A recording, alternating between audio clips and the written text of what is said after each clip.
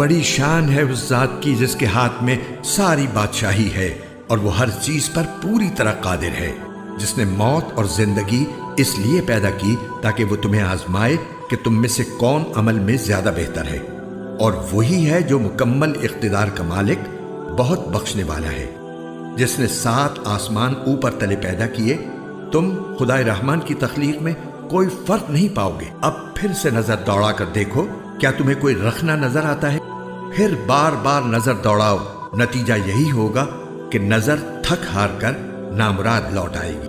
اور ہم نے قریب والے آسمان کو روشن چراغوں سے سجا رکھا ہے اور ان کو شیطانوں پر پتھر برسانے کا ذریعہ بھی بنایا ہے، اور ان کے لیے دہکتی آگ کا عذاب تیار کر رکھا ہے۔